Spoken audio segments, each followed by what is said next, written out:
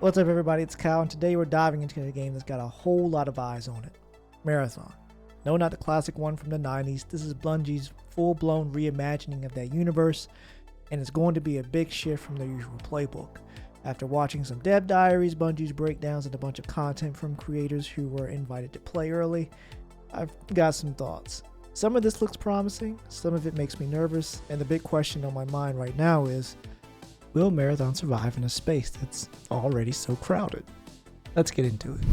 So first off, this game isn't a direct remake, it's set after Marathon Infinity. You play as a runner, human consciousness downloaded into a 3D printed body, dropped into the abandoned colony, Tau City 4 to scavenge for valuable tech. But you're not alone, obviously.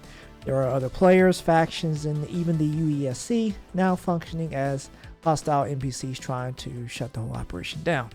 Personally, I love the art style. It's neon lit, cyberpunk vibes. It's really a dystopian twist on the classic sci-fi we're used to seeing from Bungie. Now, based on alpha footage and what Bungie has shown, here's what we know about how it plays. We got 3-player squads only, no solos, no duos, no quads. It's a PvPvE extraction shooter with a hero shooter twist. You've got runners that can be customized with both character mods and weapon mods. Character mods change how your character moves and behaves. Weapon mods affect things like recoil, handling, and even movement speed with that weapon equipped. The rarity of a weapon is increased based on the mods equipped. What I don't like, and I think is actually kind of silly, is that these mods aren't removable. If you equip one, it's permanent unless you override it with a new one. They need to figure out a clever way for you to be able to take a mod off, and maybe there is a penalty for doing that. Maybe a slot is no longer usable on that gun. Hopefully they get some feedback on that and provide us with some better mechanics on launch.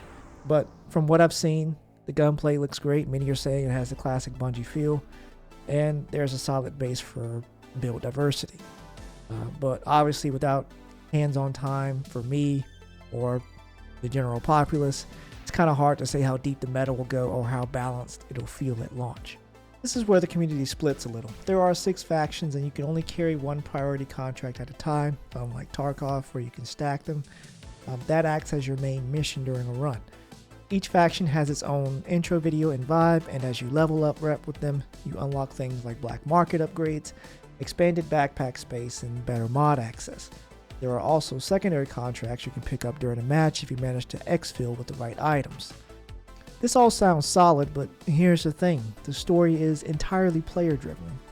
There's no campaign, no central narrative being spoon-fed to you. Instead, the lore is pieced together through contracts, discoveries, and exploration, very much like Destiny's early days. And I'll be honest, that worries me. I really expected Bungie to lean more towards the original Marathon, and we get to see this relic in all its glory on current-gen hardware. When I heard creators like My Name is Biff talk about it, I got kind of hyped. But instead of a direct sequel, we just get a reimagining of it. The lore will be there if you want it, not front and center as I, and I'm sure many others, expected. That's not necessarily bad, it just feels like a missed opportunity to create something truly unique in a space that's so congested already. From what creators are saying, the AI is no joke. This isn't one of those games where the enemies just stand around. These NPCs push, flank, and punish if you get caught daydreaming. The world itself is filled with dynamic events, high-value targets, boss encounters. There are some player-driven triggers like birds flying away when you get too close, or the usual extraction beacon that lights up the sky that lets you know players are trying to extract. This also lets people know this is where you can expect engagement. Very similar to the way the Division plays if you spend your time in the dark zone.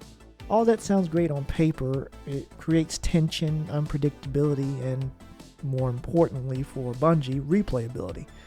But again, without the game in our hands yet, we don't really know how balanced or satisfying this mix will feel. One of the main things Bungie will have to focus on is making sure your player base does not get bored after about 2 or 3. Because once the game starts to feel the same, then your player base will start leaving. This is why I say the game should go free to play. Because when the game is not as expected, or God forbid not as polished as it should be, the backlash will be more severe. But let's talk about the elephant in the room. The FPS space is flooded right now. We've got Warzone, we've got Escape from Tarkov, The Finals, Apex Legends, and even more extraction shooters on the way. And most of those games are free to play or dirt cheap.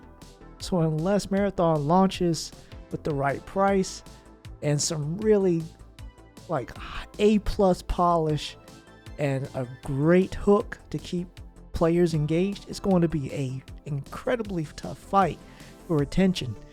It also feels like Bungie is trying to pivot away from the PvE audience that they built for almost a decade and now going for a more competitive environment. I'm just not sure if their existing audience is going to follow them there. Even as someone who joined Destiny late after the final shape, I know late might be too weak of a word to use, but I was hoping Marathon would be the kind of passion project Bungie could really flex with. But now I'm wondering if this is just them chasing the extraction meta because it's trending and Corpo Daddy needs a good paycheck. That said, credit where it's due. Their art direction is great, the world feels unique, doesn't appear to be another generic sci-fi shooter. The mod system has potential for great depth, I feel, if they can dial that in. The vibe, the design, the ambition, it all feels like it's aiming high. This isn't another Concord situation where the game looks like it was assembled from a corporate checklist. There appears to be some semblance of a soul here. You can see it in the world and in the gameplay systems. I don't believe this was made by a cash grab. There are still great people that work at Bungie. I have to believe that. If Bungie manages to nail the pacing, the polish, and progression, it could carve out its own niche. And I think a lot more people will be inclined to pay that $40 bill if they can provide a roadmap at launch as well. If they have all of that together, I don't see why they can or should fail. I can't be wrong though. So, the major question is, will Marathon survive? It could.